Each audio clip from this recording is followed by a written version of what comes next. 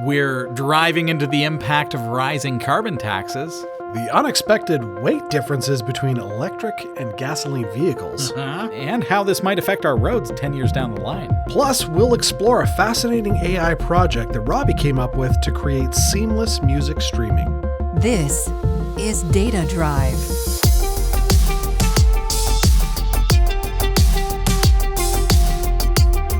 Starring Jeff Weston and Robbie Ferguson.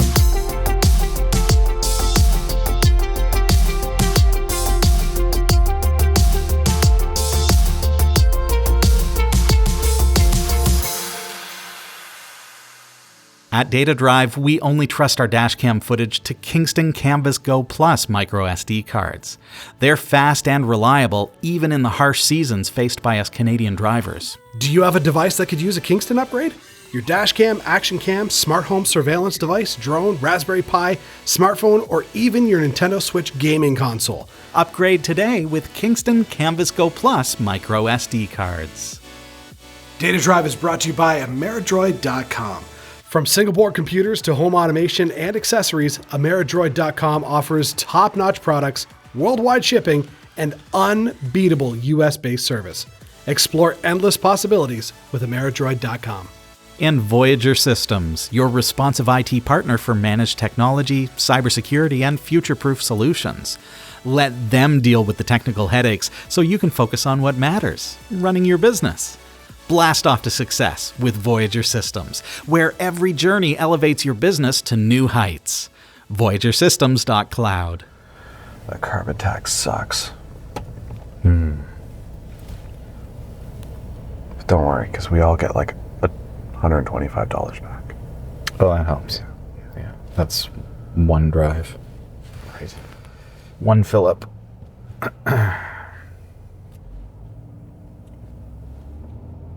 Yeah, I filled up on, was it Thursday for $143. Thank you, long weekend of carbon tax. It's now almost 20 cents higher. Because we needed gas to be higher priced. Yeah. Because, life isn't expensive enough. So everyone wants to switch to EVs because gas is so expensive. Yeah. Think about this. This is just something that randomly came to me over the weekend. So you've got a canister of gas, right? Yeah. So fill that with gas, completely full. Yeah. And pick it up. Okay. And set it down. No problem, right? Yeah. You could lift 3 of those if you had 3 arms. Yeah. Have you ever picked up a UPS, a battery backup for computers and stuff? Oh, so heavy. So heavy. So think about the size of the gas canister that you're envisioning picking up. Yeah. And how lightweight and easy that is to pick up. Yeah. And then with my arms, of course, but oh yeah, you're just like whatever. UPS, whatever. Yeah. Give me 3 of them. So take a UPS so take the batteries out of a UPS and stack them in a way you'd probably get maybe 8 UPS batteries, little 12-volt batteries in the size of a gas canister. And I've actually never opened up a UPS. I don't know. Oh, really? Yeah. Okay, well, I'm telling you. Okay. Do tell. They're about 6 inches by 4 inches by 3 inches kind of thing. Oh, okay. Yeah. Okay. So anyways, a UPS, with the weight of a UPS, a 1500 volt amp UPS is going to have 2 batteries probably. Yeah. So think about the weight of that. Yeah. With 2 batteries, and that I'm saying you could probably fit, I don't know, 6 or 8 of those in the same size as a canister, and think about how much would weigh. That would be so heavy. It would be like unliftable. Yeah. So it got me thinking, and when I realized that, the difference in the weight, how much does an EV weigh? And so I know transport trucks go over bridges and stuff, but if every car in the world became EV, is that going to put an astronomical amount of weight on the road infrastructure? I've never thought about that. I'm curious. I don't know, can you Google are EVs heavier than gas guzzlers? Because it seems to me like it must be. I mean, from the battery standpoint, Yeah. I would want to say Think about how many possible. batteries there are in an EV. Right, but what about all the? Oh my gosh, that sky! Oh, look, a squirrel. Well, that's like some, like a highlighter. Oh, it's vibrant colors. Anyway, makes me wonder all the other components that go into a combustion engine. Like you've got the weight of the gas tank and the metal that's part of that. You've got the exhaust system, which you don't have on an EV vehicle. Makes me wonder if all those things counterbalance the I don't weight. know. I mean, I've lifted up the exhaust system of a van, and it doesn't weigh anything. It's all... But what about the engine? Like, the engine, for sure. Admittedly, I don't know what an EV requires for an engine. Well, you're Or is going to the have engine probably two big electric motors, at least. Yeah, so maybe they would be the same weight as an engine. I don't know. I don't know. I don't know. No, I think you're right. The engine would probably be less weight in an EV. But that's something that I want to Google and find out. Interesting. Yeah. And I don't even think it's something you could ask. Well, maybe you could ask ChatGPT, but because the free version of ChatGPT is a little behind the times, Yeah. with something like an EV, it may not be up to date enough to know accurate information. Well, let's see what the Google says. What does the Google say? I would just be like, weight of, I don't know, a Camry versus, and find out what that is, and then weight of I have a chart. a similar sized car like a Tesla. The heaviest EV. I don't need to know the heaviest. Find two that are similar. Well, it drastically. It's an army tank that's no, electric. no. It really is quite diverse. Okay. But actually, these numbers are shocking. Is my theory anywhere correct? I think it is. So, actually, it is. All right. Okay, because say you've got like a half-ton pickup, that's 1,000 pounds. Like a ton is 2,200 pounds. All right. Okay, so unless I'm totally misunderstanding why they call it a half-ton, kind of like a foot long at Subway, but the Mercedes EQV. 2,960 kilos. Holy crap. That's okay. So how much does a? That's the heaviest. That's what, an SUV though? I'm guessing so. Let's see. Tesla Model S Perf Raven. All right. 2,360 kilos. So still a full ton. Yeah. On No, 2X. kilos. Oh, kilos. Kilos. So 2.5 tons. Yeah. Yeah. Mitsubishi MIEV. This is the lightest. 1,200 kilos. Okay. So you're looking That's at like a smart car size thing. Yeah. So find out how much. So we're driving my Dodge Caravan. What is the smart car called? Is it on The here? smart car? Is it a smart car? What do you mean? I don't know. That's good. Okay, it's like not on here. Weird. Oh, it's not electric though. Oh, it's not? The smart car? No, For it's some reason gas. in my head, I thought it was maybe it's just smart because it's It's just efficient. tiny. It's a commuter car. Okay. The 2019 Tesla Model 3 SR Plus, 1,740 So kilos. they're getting lighter. No, that's the 2019. Their new other one, the 20. Where are we? The Tesla Model S Perf Raven. Yeah. Is that like a? Oh, that's the new one. Okay. Yeah, I don't know. Wow, like. So what is so look at like to be comparative to a Model S, you're gonna find something like, would a Civic be a good example, or something like a sedan, right? Yeah, I don't know. Just a little road Okay, car. well, let's take a look at mine. I've got a Mazda 3. Okay, so that's a good comparison. Mazda 3. And it's a current model car. Sport. Weight. Wait. Okay, moment of truth here. Okay, so the Mazda 3 hybrid. So we'll go a little bit that way. But that's going to have batteries, so that's going to add. It will add battery. The 2022 model is 1,500 kilos. So half the weight.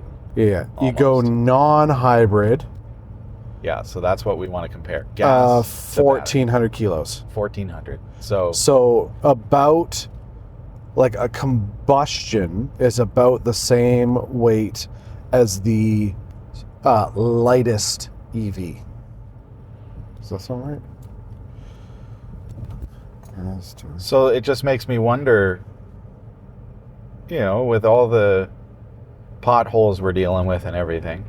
So if you easily double the weight of every vehicle on the road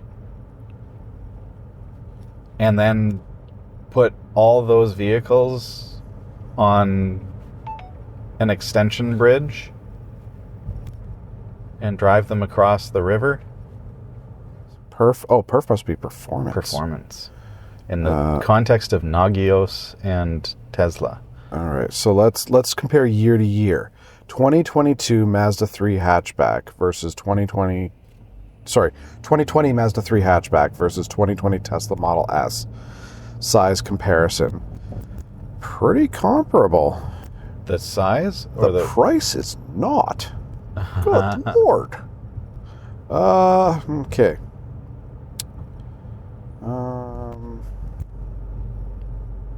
Trying to they're both sedans. I'm trying to get to the the weight.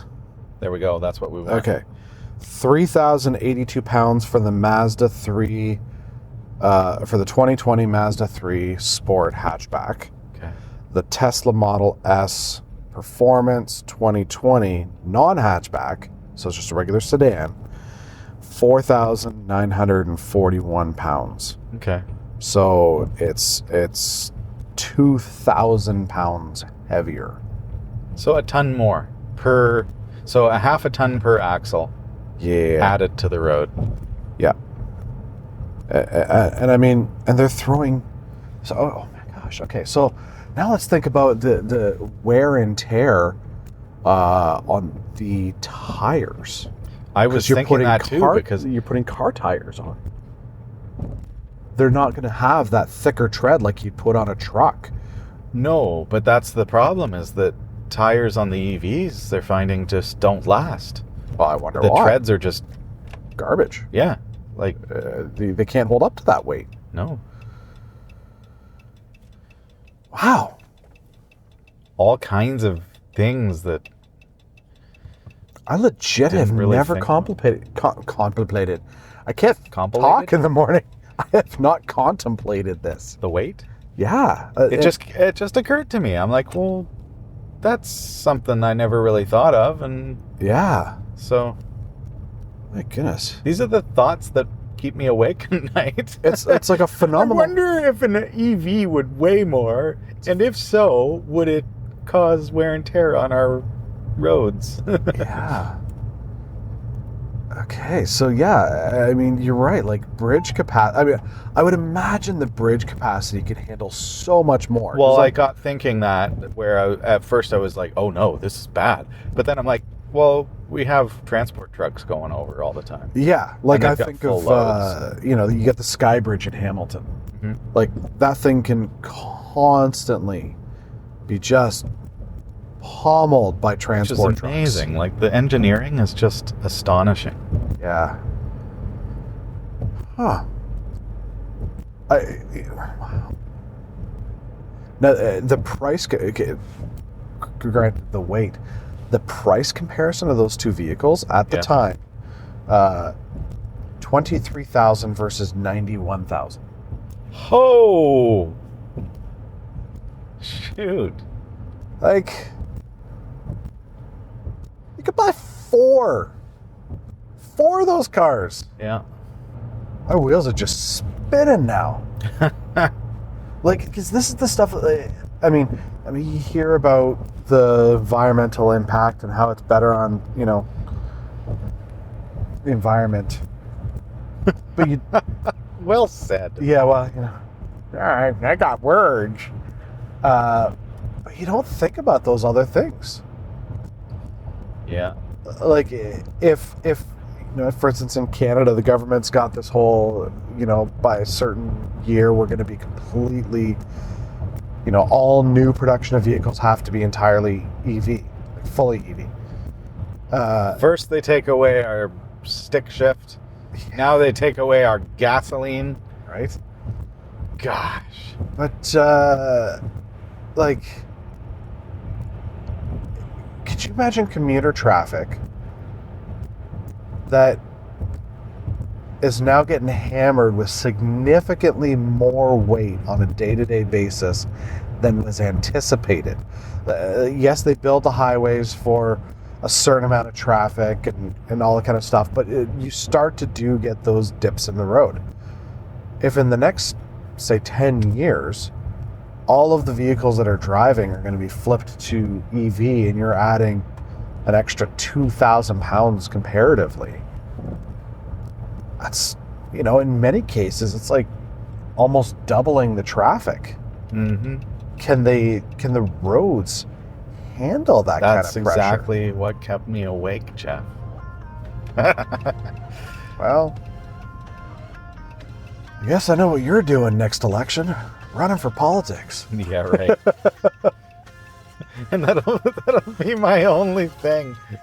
Guys, Think of the roads. let me tell you the dream I had.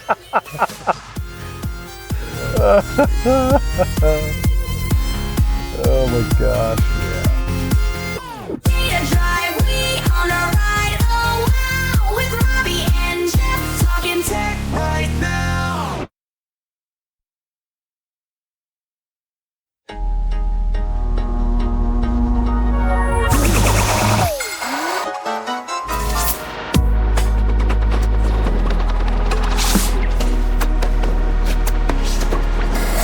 Robots dance to the tunes we play. Future tech in a big display. Robbie and Jeff bringing the vibe on Data Drive. Tech's alive. Speaking of things that just make me lose sleep because I'm such a maker, I'm constantly creating. I wrote a Python script that would go through a folder of MP3 files Yep. and automatically normalize the audio levels so that the volume of every song is the same. Yep. And crossfade, but use AI to basically listen to the tail end of each song, and in doing so determine whether there are vocals occurring, so that it doesn't ever crossfade while vocals are occurring, because you hear that on the radio where they crossfade and they clobber the singer at the tail end of a song. So it does that, and then takes the resulting playlist and does this all in real time. So it's doing this on the fly. You can throw more MP3 files into the music folder and it'll automatically load them into the playlist and crossfade them and everything. But then it live streams it to an IceCast server so that you can then stream it as an internet radio station. Cool. First question. Mm-hmm. Who still has MP3s? Well, that's the file format I'm using. Why wouldn't you have MP3s, Jeff? I admittedly... You're like all M4As now? Is that what you're... No, I all of my... Everything is FLAC. No, it's all streamed online. Vorbis. Really? Oh, that's what you do? So you're on the other... You're the consumer. I'm the creator. Well, it became so... I mean, we're going back a long, long time ago now, but like when Napster and LimeWire and all those got wow. shut down, it just was no longer worth it, if you will, to try and get MP3s that, Are you insane? I just streamed. Yeah. I mean, I have thousands of CDs still in my basement in boxes, and I keep saying to my wife, one of these days, I'm gonna rip them all. Yeah. And relive my glory years in the 90s. But I can get all of those songs online, Yeah. and I'm just like, what's the point? I don't know. I'm still nostalgic. I like to own the things that I own. Oh, absolutely. I don't care. If I bought it, I'm gonna keep it. Yeah. But with online services, I find those are more of like, that to me. So using Amazon Music or whatever it is that you're using, Spotify, Yeah. those to me replace radio. They don't replace my music library, personally. That's my view. Fair enough. So I listen to online as my radio station replacement. Right. And that's that. But as far as my own library, yeah, See, I curate. tried doing OGG for a long time, but like it was limited to what players could play it. Yeah. So I just went back to MP3 and I just rip everything at like the highest bit rate, 320 kilobits per Yeah. second. See, I don't just like grab a station and go with online. I can't do that. I like to curate my own music, Yeah. and so No, I like to be surprised. I And that's where wanna- the software is designed to just surprise you with surprise and delight. But also that I can integrate other things with it, Jeff. 'Cause, Sure. Like, I got so that's where I'm at right now. That's what I created this weekend. Yeah. But What did you do for the weekend? Well, I wrote this script that makes well, that's me part of what I awesome. did. You know? No. No, you don't. Like, I wrote a script that Jeff is like, why the hell would you ever do that? well, it doesn't suit It doesn't my meet a need for you. Not but for- as but- a consumer, you might listen to the radio station that I create. If Absolutely. I'm going Well, to call it a radio station. and- My and live that- stream. and that's exactly it. Like, it has no purpose for me, Right. but for you, As a listener, it would, though. but for you, if I like, that's a loaded it game up. changer script. Well, yeah, because That's huge. because maybe my approach to curating my own library is different than yours. In that Absolutely. I want to throw everything in a folder, and it's my mixtape. Yeah. So my radio station, if you will, my live stream coming off this software is really just a shuffled, curated list of music that I've selected. Yeah. Now, do you when the AI is listening to the song and pulling whether it's got singing at the end, do you also register all of the data, like the tempo, The metadata? Yeah. Not the tempo. I haven't thought of that. Timestamp, artist name, song name. Genre? Those are not genre, because the station itself is genre specific.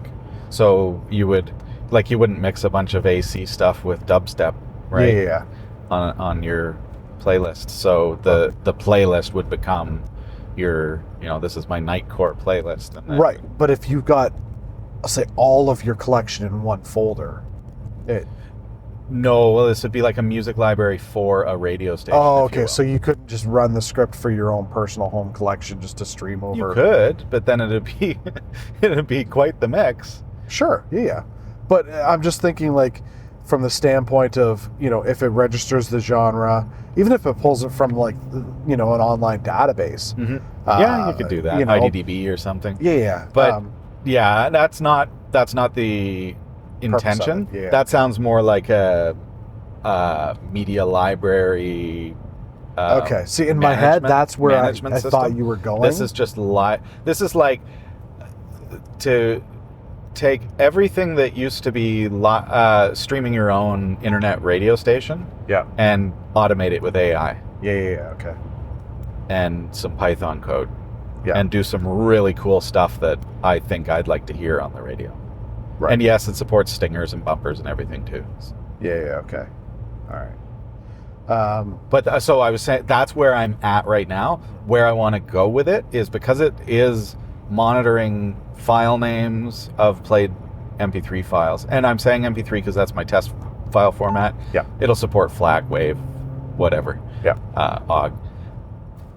But if I can create a front end that's web-based and then integrate it into an Android app, then I'd be able to... That guy seems to be doing something really dangerous. Well, he's No cones. replacing the light bulb, and like as you're driving under, I'm realizing his bucket is above your vehicle. Like It's above my vehicle, but there are no cones. Like if I sideswiped Right? his vehicle, he'd be down. well, or Anyway. what if he goes to change the light bulb and whoops, I dropped it and smashed Yeah. it? Like Don't do that. that was silly. Super smart. So if this interface had the ability to thumbs up or thumbs down a track, the listeners could in fact be voting for the playlist, Right. which would give me more data to aggregate when creating the playlist within the system. Right. So then you can do like a top 20 show, Yeah. and it's all voted by your votes, Huh. right? And this is all just part of an AI that just runs this for you. Are you going back to radio? Yeah, internet. Love it. I'm creating, so Yeah. and then this is something that you can just host on what? A Raspberry Pi. Love it. Yeah. You know, it's funny. I do think often about, going back to an online, radio station streaming model. Yeah. So I think back when you and I first met, you had Roar. Yeah. And you were running Roar online, and I was so fascinated by it. Maybe 3-4 months ago, I was thinking, I was probably over the Christmas holidays. I was thinking about that, like, oh man, if I ever rip my CDs, it would be great to just Want to do an online radio station? throw up like Well, there you go. See, nostalgia 90s. You're in tune with the software I'm developing. Yeah, for sure. So get yourself a Raspberry Pi. Now, if you could Preferably a program it 5. to like read all my find me a CD player for my computer and then rip it for me, Yeah. so I don't have to do the work. Oh my gosh. Oh, I've got tons of those. Ugh. Old computers. So what I do is I take an old computer, and there's a Linux distro. I can't off the top of my head while I'm driving think of the name of it. Of course. But there's a Linux distro that you just boot up from USB or whatever, and it just turns your computer into a ripper. Oh, really? Yeah. Cool. So that's its sole purpose. So you grab like an old clunker piece of junk computer that has an optical drive, and you pop the disk in, and it just rips it to your NAS. Huh. And so you set the format like when you first install the operating system. So you want the MP3s to be such and such quality and bit rate and all that. Yep. And then all you do is you just keep changing the disk. That's how I did my library. So you don't ever have to touch the keyboard or mouse. You just put a disk in, close it. It'll spew it out when it's done. Huh. And you'll find the MP3 files on your NAS or hard drive, USB drive. And it Okay. grabs all the ID3 tags from IDDB or online database. Okay. So it knows what the CD is. It adds all the song names, the artist name, disc name, genre, all Wow. that. Now, if you could create a Python script to go through my pictures folder and tell me where I've got duplicates, Just get yourself a Synology NAS. yeah, but that's like, I'm sure your QNAP probably has something similar where it's able to. But yes, so yes, there is software out there. But I wrote a program for a webcam in Belize. So this webcam was on a resort and pointed out at the property. Yeah. And what it would do is it would take a picture every 5 seconds as a JPEG, because their internet was not super reliable there. Okay. So it instead of live streaming, so understand that the resort is owned by Canadians and they need to be able to monitor what's going on the property. So it would take a picture every 5 seconds or 1 second or whatever I set it to. And then the software would check all of the frames of pictures that have been taken and compare whether anything in the frame has changed. So not only is it a duplicate file as in it has the same checksum, because it doesn't. So what it's actually looking at is not the file duplication, but rather the visual duplication. Yep. So it takes it one step further and says, how similar are these photos? Yeah. Okay. And if they're very like if these are identical photos, they're a duplicate, and it tags them as such. So in the context of this webcam, it would only store one file and then symlink to that file if it's a duplicate frame. So if nothing changes in the frame, you'll get all your frames for like a JPEG image sequence. Yeah. But it is only storing and transmitting one frame, and then symlinks take care of the rest. Okay. But in your context, yeah, you could easily use this similar kind of approach to deduplicate images, but you could just do it through checksums, because you're talking about an actual copy of a photo. Yeah. Because my issue is every time I sync my phone, even though I say Right. don't sync what's already been synced, it syncs it. Yeah. So I think you want a backup of the backup of the backup. oh my gosh, at this point I've got, in some cases, I've probably got 20 versions of a photo. Yeah. And I'm just like, oh my gosh. Mm-hmm. It's, so needless to say, my photo folder is huge. Yeah. At least photos are not large in size, No. so you can get through that. Yeah. But yeah, there's tons of tools that'll do that, man. Even my videos, like all the filming that I've done, Yeah. I've got duplicates of those. You know what else you could do is just run a disk size application. I'm trying to think of the one that I used on Linux. You're on Windows though, right? Yeah. So install tree size and just do a duplicate scan and find all duplicates, and it will tell you. Would it have to be in the same folder? No, it'll just be on the drive. Oh, okay. All right, I can give that a try. That's one approach.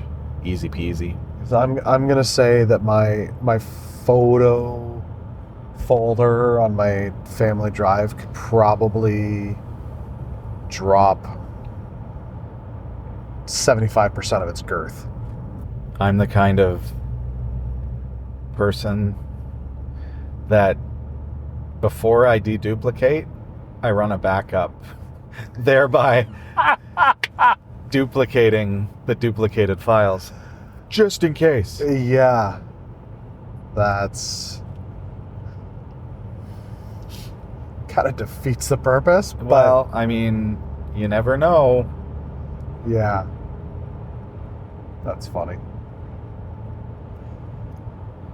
I dread the thought of losing like family movies and stuff. Oh, I been there. worry for our society because people take videos on their phones and then they don't know where they are. Yeah, Like, people don't have servers, and so they're just relying on these cloud services that you think your files are backed up somewhere, but you don't really know what it would be like to try to recover them. we've been there. Yeah. We it's going back 13 years ago, maybe. Shoot. So back at the cusp of the digital age. Yeah. We had about 4 years worth of baby photos and like the first couple years of our marriage all disappear because a spring or something broke in a hard drive in Jen's laptop and just shredded the disk. No. And so we took it to a company to try and do data recovery to see what would it cost to get this fixed, because we're like, it's about 4 years of photos. If they say it's $1,000, it's worth it. They had it for 6 weeks, and I'm guessing it just sat in the queue, but eventually they came back and let us know that it would probably be an $8,000 recovery effort. And even then, they were pretty certain that most would not be recoverable. So this is where it's like when people don't spend money to be proactive. Yeah. Like, that's heartbreaking. But it is. So you think about the cost of recovering that data versus the cost of getting yourself a good backup. Exactly. Now, I mean, I still, some days when I think about it, I get that, like, I want to just be sick pit feeling, because it's like, these are the beginning of my marriage. Our son. Those are gone? Like, it's all gone. But where we're at now, like, I've got, we've got folders on our computers, and then we've got our family, server with all of our stuff on it. And I've got a backup of that, but it's all on-prem. Yeah. And so it's great to have backups, but if I have an electrical fire and my house goes up in flames, I lose it all.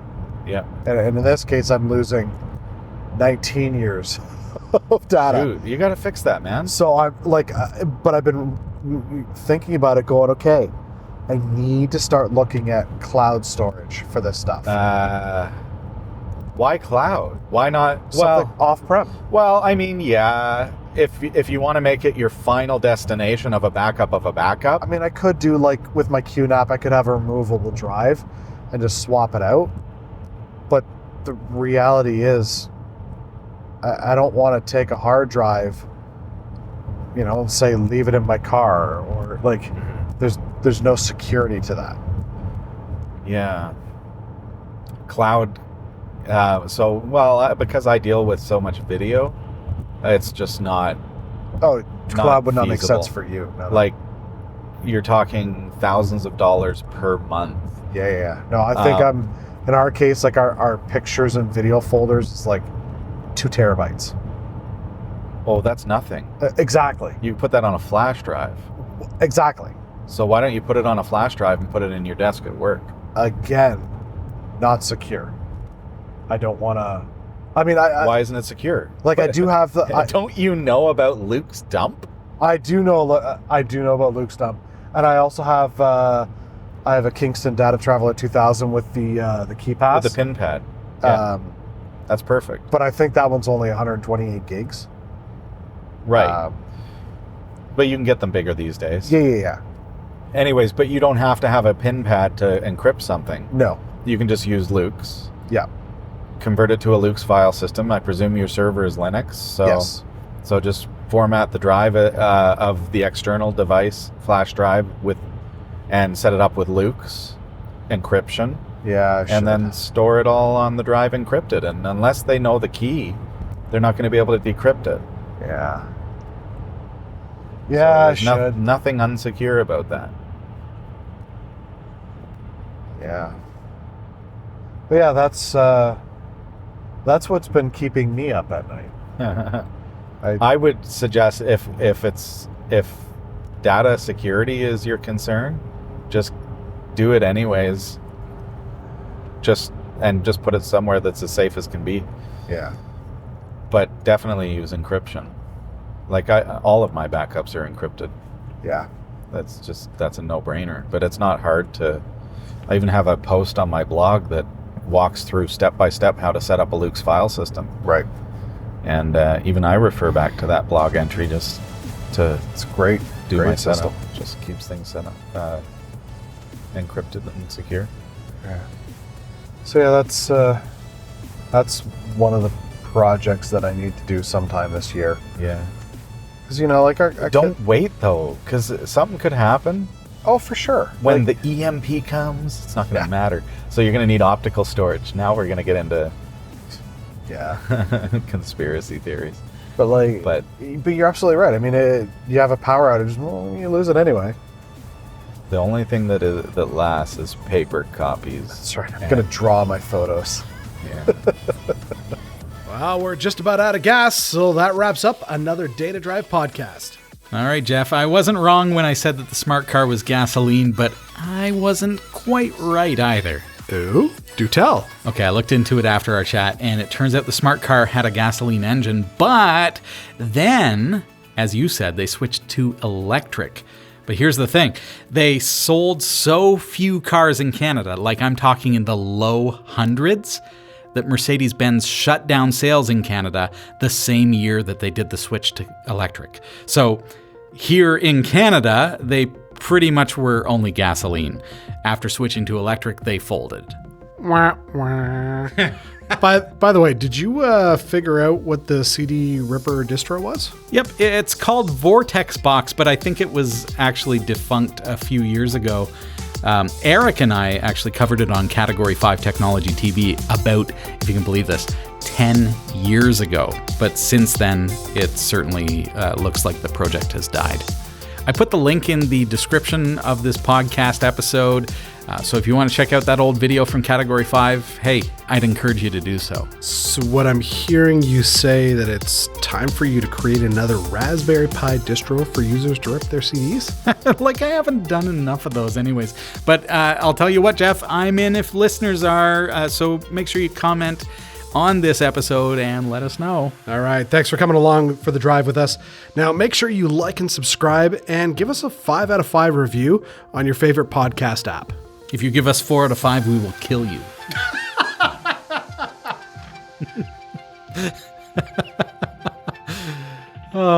Your 5 out of 5 review will indeed help us out as we're putting the pedal to the metal here on the Data Drive. Catch you next time. See ya! Bye-bye. Adios, muchachos! Au revoir, mon amigo!